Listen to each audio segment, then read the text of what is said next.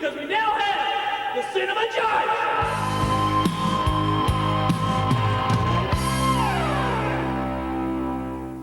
Hello, hello, hello, and welcome to the Cinema Judge. I hope my voice finds you well. To all my regular listeners out there, welcome back. And if you're new to the show, welcome aboard. Now, approaching the bench today, we have Bob Marley, One Love. The story of how reggae icon Bob Marley overcame adversity and the journey behind his revolutionary music. Here's a trailer for Bob Marley, One Love. How you want to start? From the beginning. Reggae is a people music. People coming together. Ooh, yeah.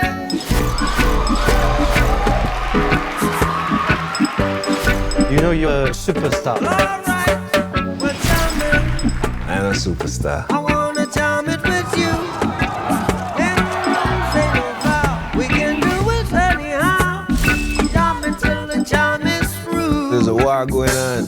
We're jamming.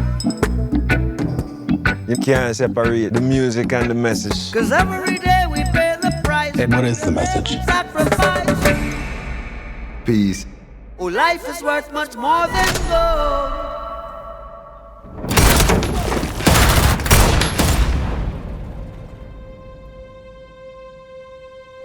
Bob, they try to kill you and your wife. And now you're choosing to return to Jamaica to play a peace concert? Don't you fear for your life? So we gonna walk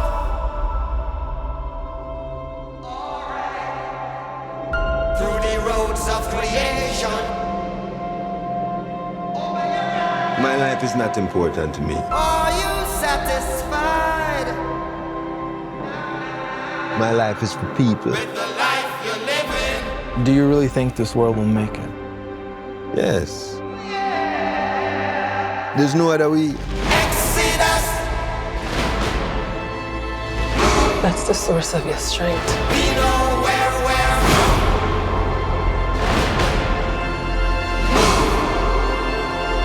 Even Babylon.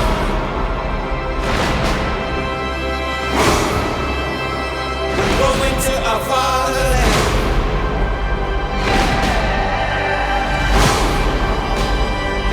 We know where we're going. We know where we're from. Open your eyes and look within. Na, na, na, na. Are you satisfied? Are you satisfied with the life you're living? One love, one heart, one destiny.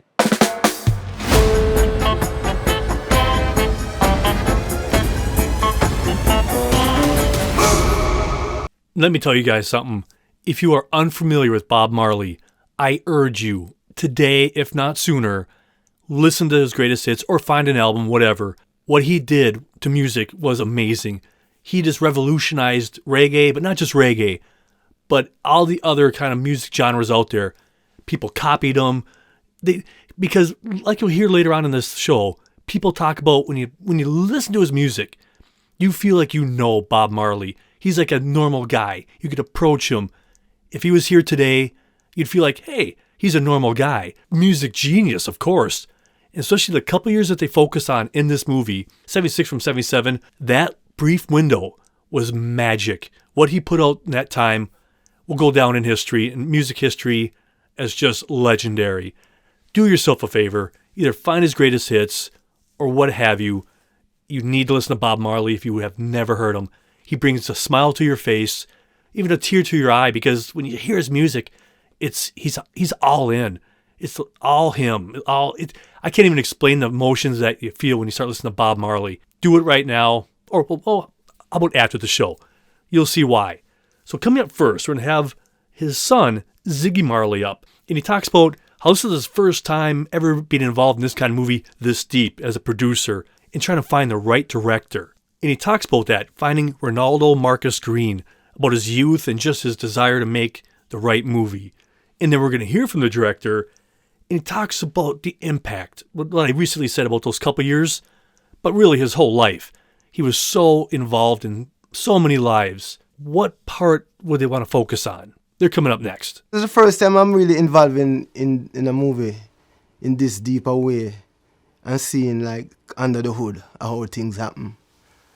And so I guess it's happening what regular all the movies thing happen. The producer will talk. We interview a few directors. We vibe with one. We vibe with Reinaldo, and his idea and his vision and his youthfulness. There's so much to say about Bob's life. Everybody you talk to in Bob's circle has a different story. Everybody has a Bob Marley story. When I met him, where I was when I saw him for the first time, everybody was Bob's best friend. So it's just kind of digging through all of that and figuring out what's the most impactful story, again, for the next generation that doesn't know Bob. What's that window in his life that gives us insight into what he was thinking, what he was going through, what he was struggling with, and what he gave us. And what we settled on, the producers, myself, the studio, was that 1976 to 1977 was a period of musical genius. It was a period of time in Bob's life where he captured something, the hearts and minds of people around the world. Exodus went on to sell, millions and millions of copies around the world. Some of the most famous songs of all time. So that period of rich creation was important to us. And that's very, very true. What he put out in that short period of time, the impact it had on the whole generation and beyond. And if you don't know about it, like I said earlier, do yourself a favor, sit back, relax, and listen. You'll see what they're talking about, why they're making this movie, about the importance of what he did. Now, coming up next, we have a featurette. And in this featurette, you're going to hear interviews. And interspliced in between there, you're going to hear clips from the movie, on-the-set footage. It's basically a mini commercial, and a lot of times they name them. This one's called The Right Time, of why this is the right time to make this film. And later on in the show, I'm going to give you a website in case you want to watch the TV version of this, so you could watch these featurettes and clips, and then it really ties in really swell in case you just don't want to listen to it. So later on in the show, I'll give you that website, so in case you want to watch the TV version of this. And a real quick side note on that, and don't worry, on the TV version, you don't see or hear me at all, because you don't need me to guide you through to tell you who's talking. It's all right there. So if you want to do that, watch the episode.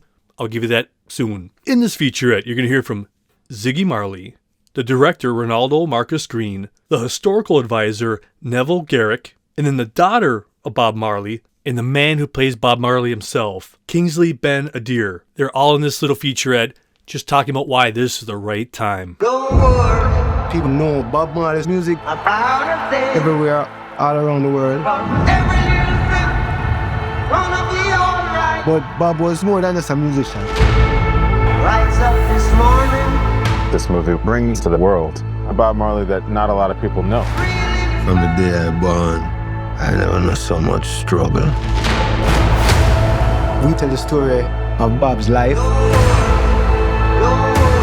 his music, and his connection with the people. It was a tremendous honor to help share Bob's story, to have the backing of the family. It was really a blessing. All the family is glad to be part of this. You tell different sides of Bob. Everybody here know the culture, know the vibe. It's a very communal endeavor. One love, one heart, one destiny. My father was a messenger of peace and love. Reggae is a people music. People coming together. At that time, Jamaica was a war zone between two political sides. And so Bob's message became the answer to violence and strife. You can't separate the music and the message. And what is the message? Peace. So we gonna Right now, the world really needs a love that's in the music. Bob is such a unifying figure. and he's creating a revolution of love. Reggae music come to unify the people. When we auditioned and I saw Kingsley, he was just in a different level. He represent my father very well. And it was not just Bob the legend or Bob the artist or Bob the singer, but the human side and the emotional side. My life is not important to me. My life is for people. The process of trying to get to know Bob and trying to convey the magnetism of his charisma has been life-changing for sure. No guns can stop this message. I want the world to change. And that time is now. I can't even imagine the pressure everybody involved in this film finding the right person to play Bob Marley. And the pressure it's going to put on that person who takes it. Because everybody who loves his music is going to go to that film, have a very critical eye. But later on in the interviews, you're going to hear them talk about they're not looking for somebody to be like an imitation. They wanted to find somebody with his energy, keeps your attention. And that's what Ziggy Marley talks about next. When they were searching for that right actor, he was looking for that person that just kept his attention. Wasn't necessarily the exact same look or what have you, but he had the energy, had the charisma, had that it factor that somebody could find that and play Bob Marley. And he knew that was going to be Kingsley the second he saw him. And then we're going to hear from Kingsley talking about how he wanted to portray the great legend, what he was trying to grasp at, what little parts was he going to do. Because again, the responsibility is massive. And after that, you're going to hear from Lashana Lynch, who plays Rita Marley, Bob's wife. And she talks about working with Kingsley and what he brought to it and just the energy. It's a really great interview. You'll see what I'm saying. When she starts talking, you can just feel her sincerity and her passion and how much she was just honored to work with such a talented actor. And then we're going to hear from Kingsley again, talking about working with her, working with Lashana, and what she brought to the set every single day.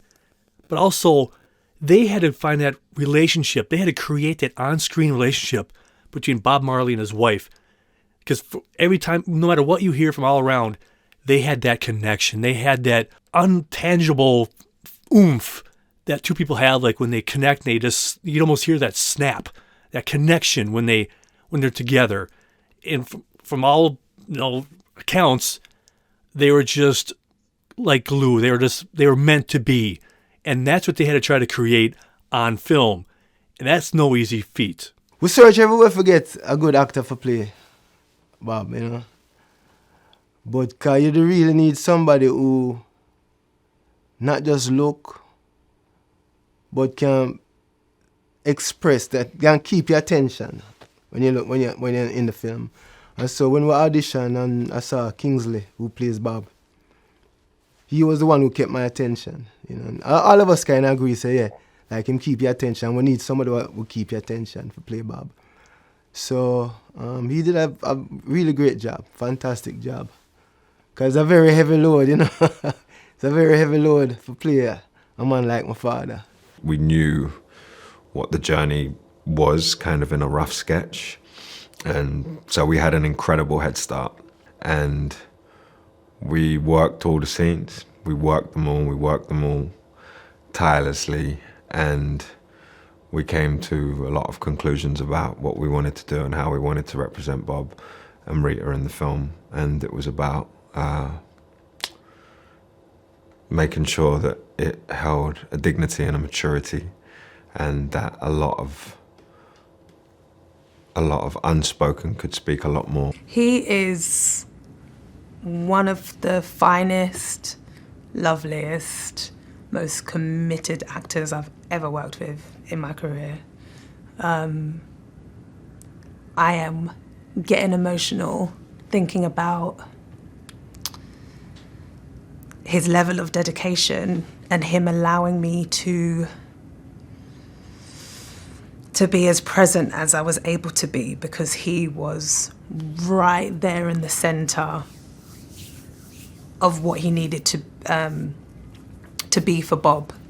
He did not take his foot off the gas at any point, at home even. He was in it, fully in it. From the moment he got that role to now, like he's been dedicated to Bob, dedicated to the family, dedicated to the truth, dedicated to making this, we say the word story, but it's not a story, dedicated to making this slice of life as honest and truthful as it can be. And I'm so grateful that he was chosen to take this journey, because I now can't see anyone else play Bob. It could only have been him. And we've developed, created, and have left something special on camera, I think, that I can only hope that the Marley family are going to be proud of, and that Jamaica are going to be proud of. Trying to create a sense of a kind of bond that transcended friendship. That the romantic side of it wasn't something that we needed to explicitly show, but that somehow, some way, we would create a feeling of two people who have known each other for 20 years, maybe.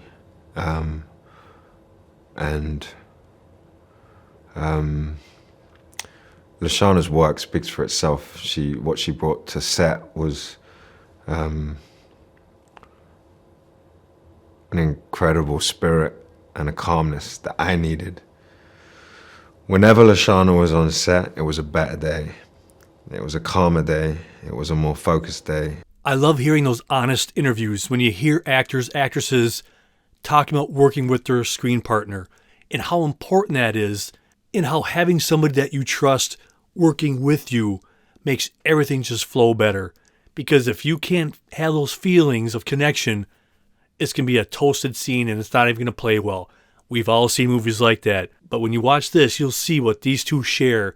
And I think they found that tangible something that makes it feel authentic, that you're not just watching people who barely know each other, just saying words to each other. Now, coming up next, we're going to hear from the director. And earlier, we were talking about when somebody takes on a role, they don't want to do an imitation. They don't want to just do a caricature. They had to walk that line, and how Kingsley just nailed it. But then you have to find the essence, and how do you do that? And that's what Kingsley talks about coming up after that. Because like he says, he wanted to find that certain thing, just finding the essence. And then we're going to hear from Ziggy again.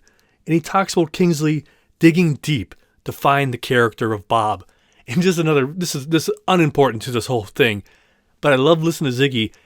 I think in this whole interview process and different places that they interview him, I think he says dad once. And that's not a bad thing. It's just, I find it very interesting through time and how some people do that. I have a friend who calls his parents by their given name.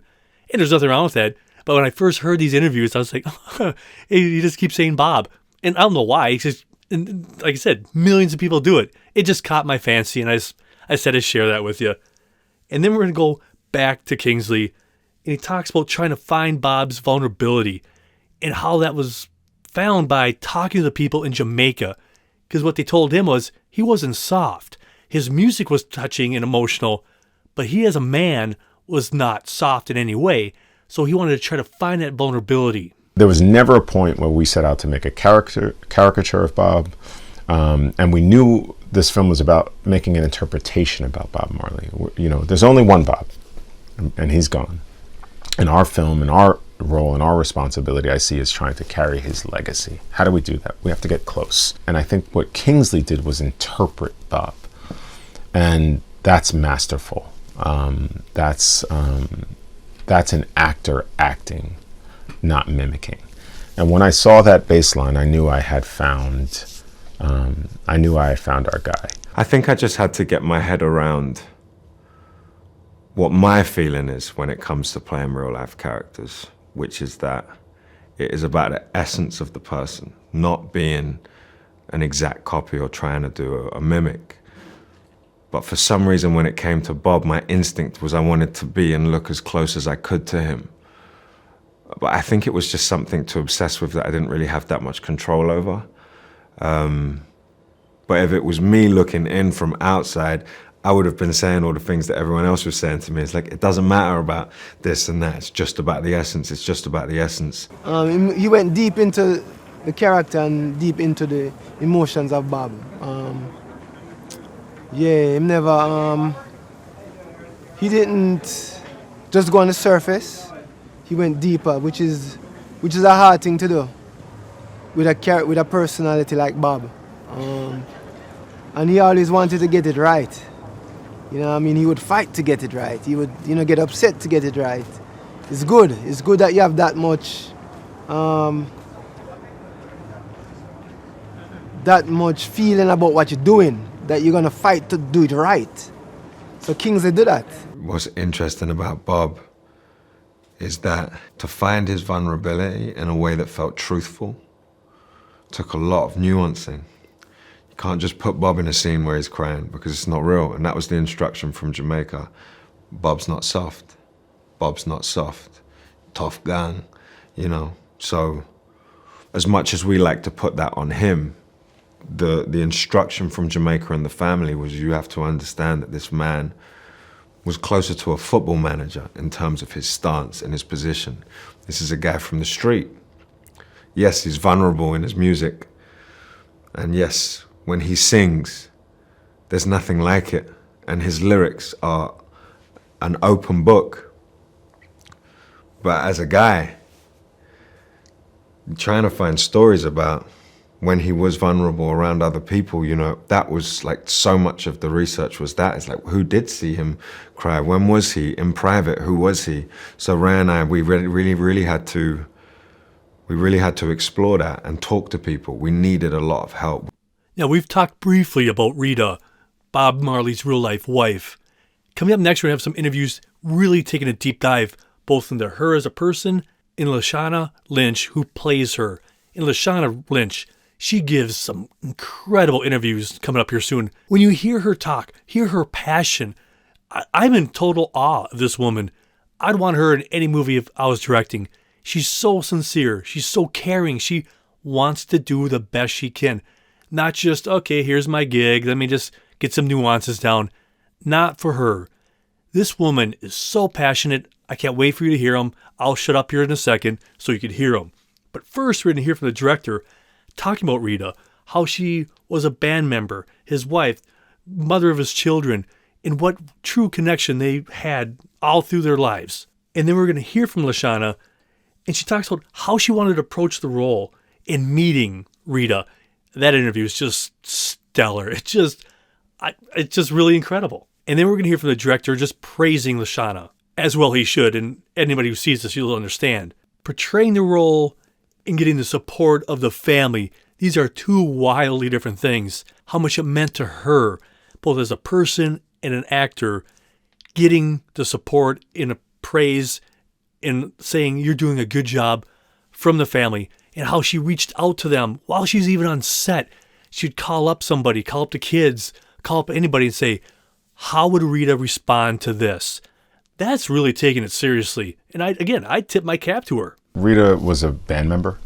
She was with Bob every step of the way. She was also the mother of his children.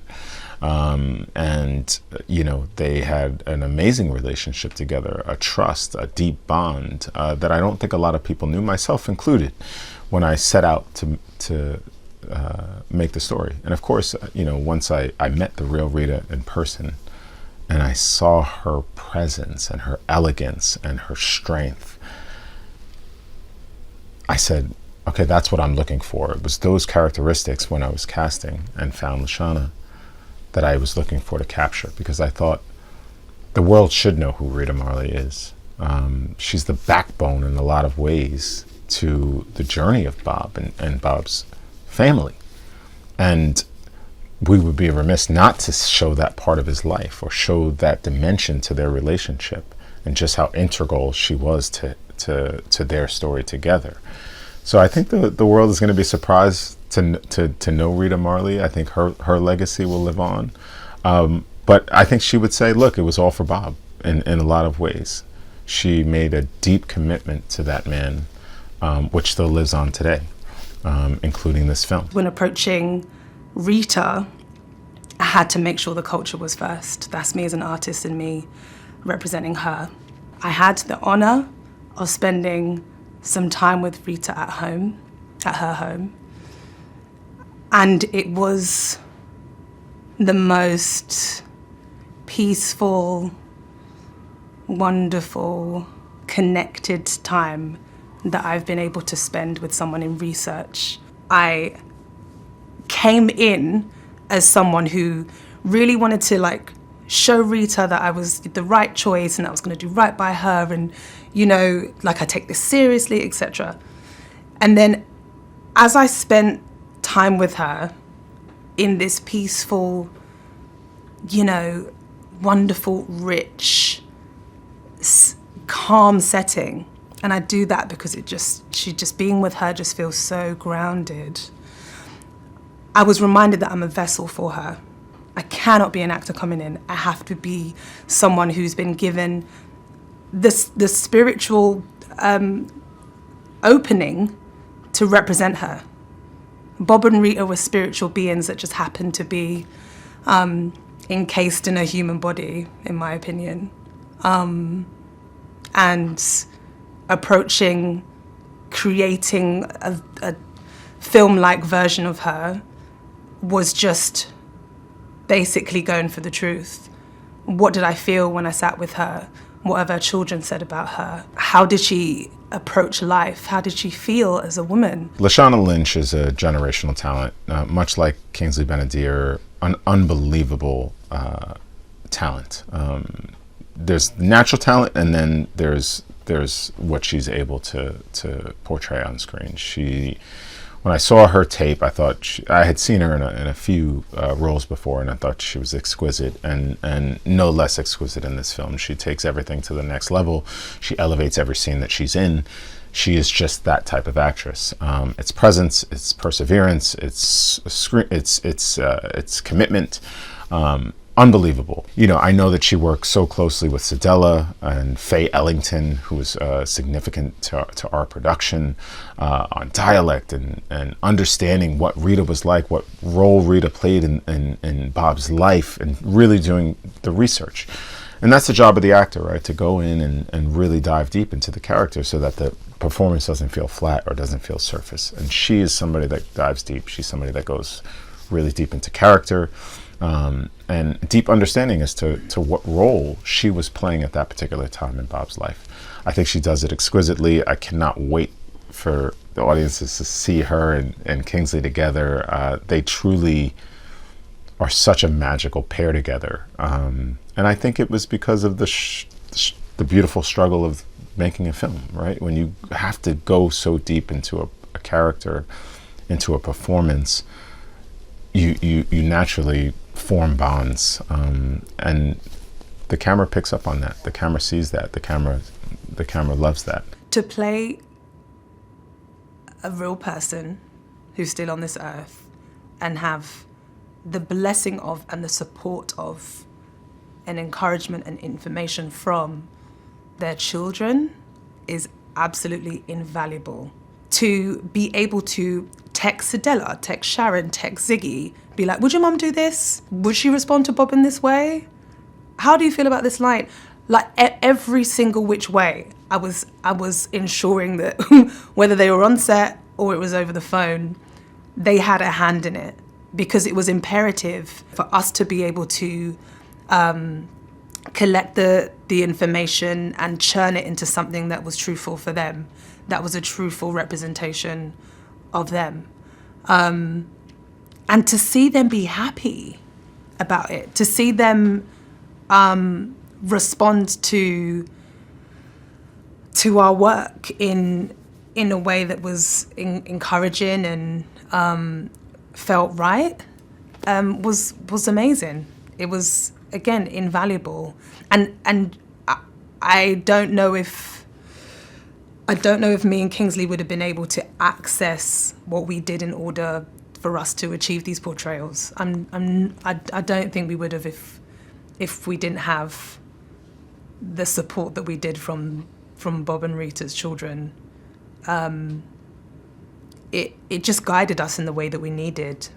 You could just hear her passion or need to do this right. Up next, let's talk about doing it right.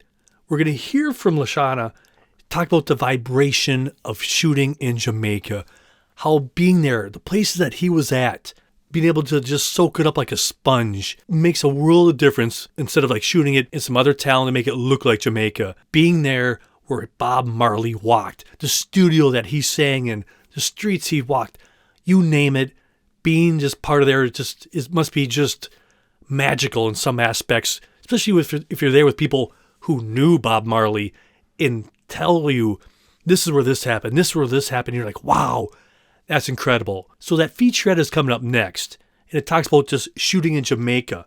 And you're going to hear from the director, Ziggy Marley, Lashana, Kingsley, and Naomi Cowan. They all just talk about shooting in Jamaica. There's a vibration of Jamaica that if we hadn't have shot there, it just would have been lost. I think it was important for the industry to learn that Jamaica is a place, a country, a space that is a playground for this industry. There's so many incredible locations, such great crews. Everyone is committed. We get work done quickly and timely. There's good vibes. There's good food.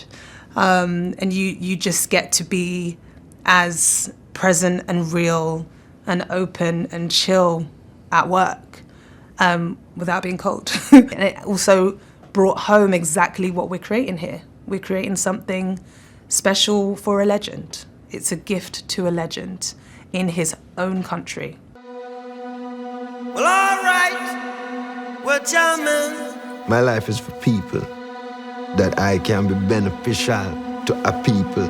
And I hope you like jamming too. In Jamaica, with the support of the Jamaican people, we traveled Bob's journey. Being in the actual places where these things happen is very special. It would be an injustice to not have Jamaica's energy in this film. Just seated in Mount Zion. We shot up and down the streets of Trenchtown to add authenticity. Bob Marley, let him through. Going into Hope Road and seeing where he recorded just activates your imagination. I wanna jam it with you. We shot at Strawberry Hill, a location that played a huge role in Bob's life. And that's where Bob went, and we went too, after the shooting. If you don't play the show, then they win. Am I right, man? We shot the big concert scenes here that actually took place here. We're creating something special. It's a gift to a legend in his own country. I was there at the One Love concert. My father be my father. Spread a message of love and unity. This is how we are, following in his footsteps. Every day in Jamaica was magic in that way. And in case you were wondering, and they don't make any allusions about it any other way, they don't use somebody else's voice when Bob Marley sings during this movie, when they have the singing or anything like that. It's Bob's music. Because we're going to hear Kingsley pretty much talk about that himself. There's no way he was going to try to imitate his singing, or it can't be done. And he also talks about why and how nobody could sing like him. You're going to love his explanation. I'm not going to tell you now, but I love hearing an actor talk about what they think the character they're playing, their motivations, their reasoning, and his interpretation of why nobody could sound like him and why he sounds so passionate is incredibly fun. And then we're going to hear interviews, people talking about what are their expectations of this film. First, we're going to hear from Lashana, and then we're going to hear from James Norton, who plays Chris Blackwell, and then we're going to hear a set of interviews from Ziggy Marley, and I'm just going to let him ride out that because I'm not going to interrupt these people. Here they are.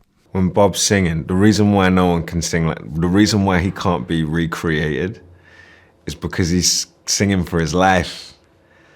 Like, music is everything to him. This is my interpretation anyway, is that music and Bob, he's singing from his soul and his gut. He's given everything. There was no half concert. There was no half-hearted night. He's singing for his life. So you can't copy him. So of course they're going to use his voices for the concerts because I can't reach the vocal sort of genius that he did. But what I can do is the effort or the attempt to, try and put the same amount of passion that Bob did into those concerts. It's really all about meaning for him. Like he's really trying to communicate something through his message and his songs. And I understand that as an actor, because, you know, in playing the meaning, like trying to articulate something in a scene, that's what he's doing with his music. And it was actually quite enjoyable. I mean, you watch Bob, if you just put Bob on any concert, and I'm convinced he's singing for his life every time he opens his mouth. Singing to God for the people, like it's a deeper thing for him. So the concerts for me were just about like, wow, I was really just kind of find my version of that. Like, so I do hope it comes across. I'm excited. I'm excited for the family to get to enjoy it, and to enjoy some moments of like reflecting on how incredible their parents are, and also for young generations who don't have a clue who Bob Marley is, get to learn. There gets to be an education for them whereby they learn who this legend is and what it took and where he sits with the world and what I can learn from him. And do I take any, do I have any like similar values to Bob that maybe I could exercise within my work or school or friendship groups? I think that would be really beautiful, actually, because the way that he approached life was so honest and so rooted in him that in the world we live in now, the world of social media, the world of being swept away by everything being fleeting, I think it's nice to learn of a legend in a non-wispy and fantasy-like biopic that is actually back to the soul of the person. To be a part of this project is huge. It's a massive privilege. I hope you're getting a sense of the atmosphere right now, but we're in Jamaica, we're in Kingston, we are being guided by Ziggy, Bob's son. We have Neville, who's the art director, Bob's art director. We have a real sense of the man and the community which he was a part of. And so it's massive. I mean, Bob Marley's touched everyone's life in some way, even if you're just like walking through a shopping mall and you hear his music and you're like, what is that? Or you're a huge fan, you've lived and breathed his music forever, or you're somewhere in between. He's sort of touched everyone's life. And so this movie, it's about time a movie was made to celebrate him and his legacy and the insane imprint he's left on this world. Well, how I describe him is one of us, He's one of the people, And so him different than plenty of the, what them call them, superstar or whatever, or whatever. Because, like, people feel them can't touch him. Them can't sit down beside him, like, them can't eat dinner with him and it would be cool. It would be, so I feel like that is a real thing, that him touch the people in such a authentic way. So him and him have an authentic relationship where it's not so much like a superstar, oh my God, but it's more like Bob my friend, or Bob my brother, or Bob my uncle, or Bob my father, I say. So him have that kind of he has that kind of connection with the people that is different, So it means so much, not to me, to the whole world, me included. Because guess for now, you see what's happening in the world, right? Now, if we can have a movie by name Bob Marley, One Love, be on billboards, and just that alone has sent such a message to the people. One Love. It's like with subliminal. If you just say One Love everywhere you go. Everything means something in this film, with this project. It named One Love for a reason. When that go up on a billboard, when it go up on the marquee or wherever, you see that it's a One Love. It just putting One Love in your mind. Yeah, so just even, man, it's such a great thing, Rasta, It's a really bigger than just a movie. You know? This is like Bob here doing what he does. This is what he does. Yeah, bring people together, help people, help each other out. So that's how I see it really. This is another like of his productions, you know? And it's doing what it's supposed to do. Expose the message more, expose the music more, help people and shine light. That's the message, that's the movie. You know, shine light. That's the same message as Bob's message. So we're not doing anything different than what Bob would have done or is doing.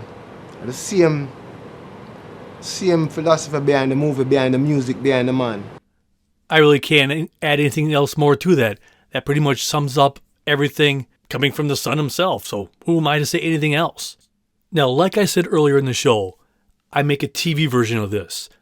If you want to watch this on demand whenever you want, 24 hours a day, go to bit.ly/cinemajudge. bit.ly/cinemajudge. It's usually up for a few months, so if you want to, it's really nice to see some of those featurettes. Check it out.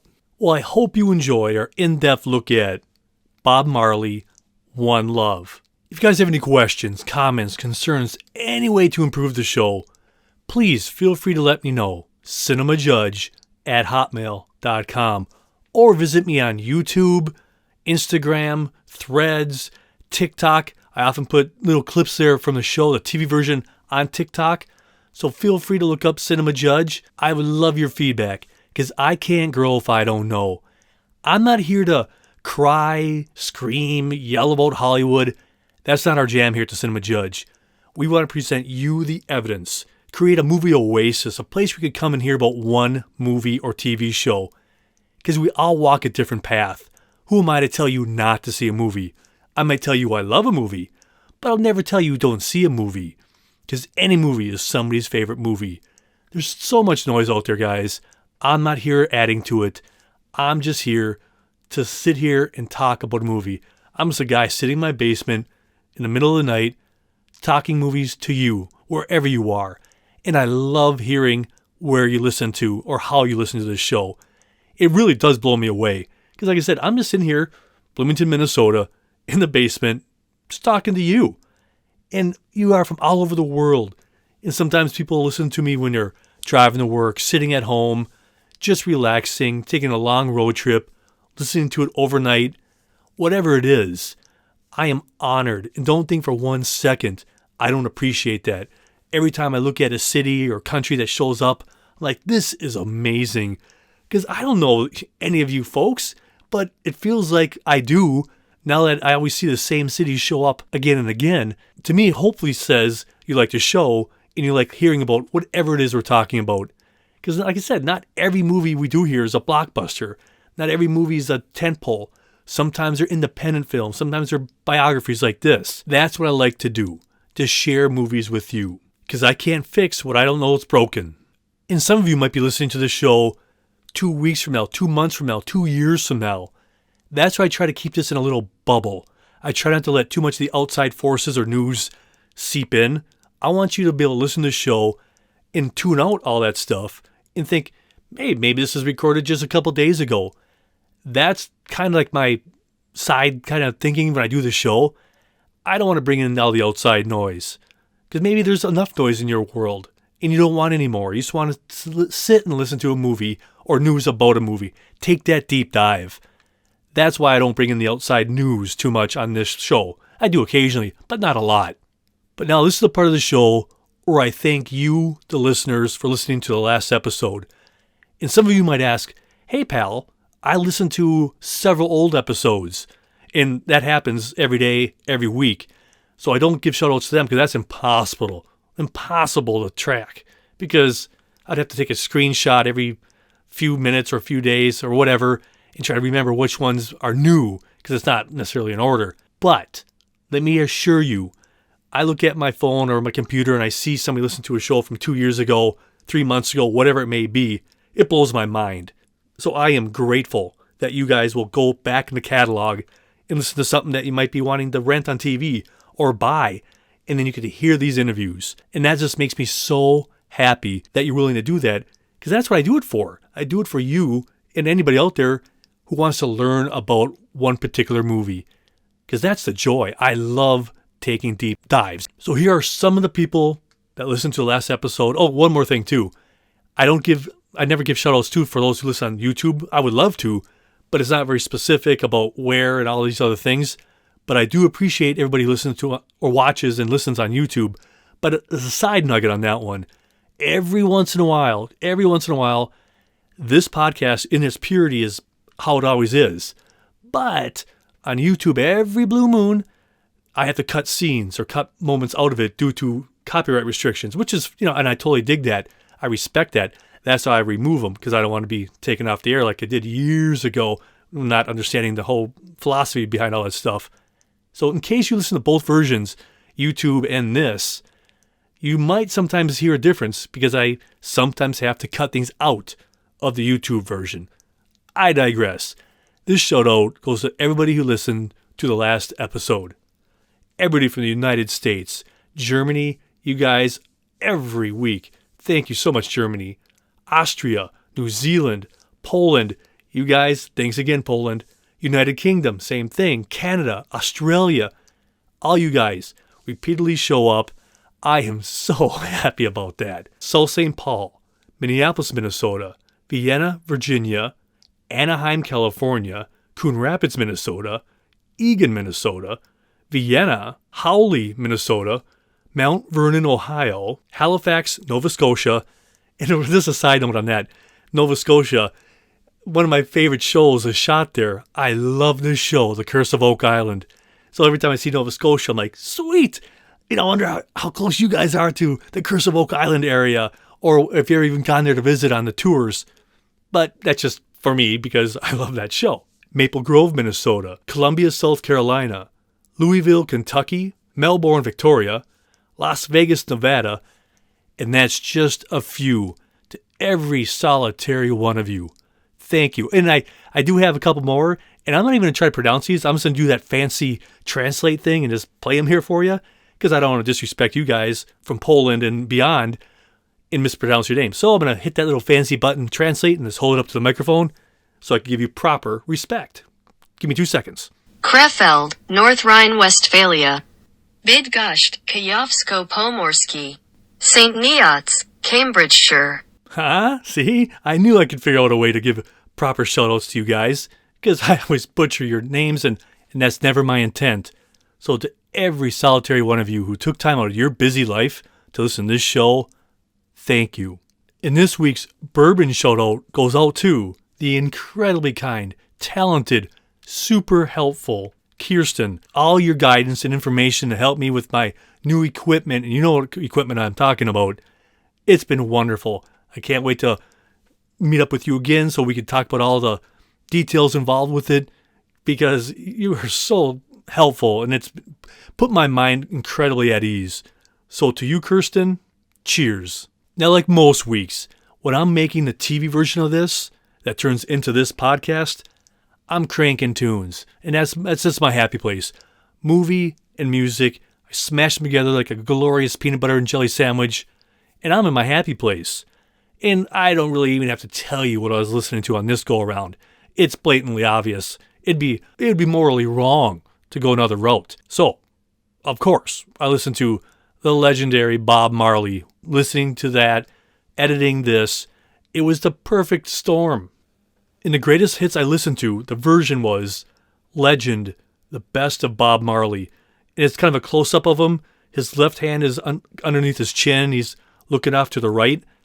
That's what I listen to. I mean, you could almost find whatever you listen to, it's a masterpiece. But that's the one that I really grasped onto when I first started listening to Bob Marley. So if you want to, if it's getting my headspace when I was making this, that's what I was listening to, the legend, the best of Bob Marley. Well, that is it. My glass awaits. I'm thirsty. So cheers to you and to the movies. So until next time, be well, be good, and I'm gone. I'm Jeff. Thanks for listening to The Cinema Judge.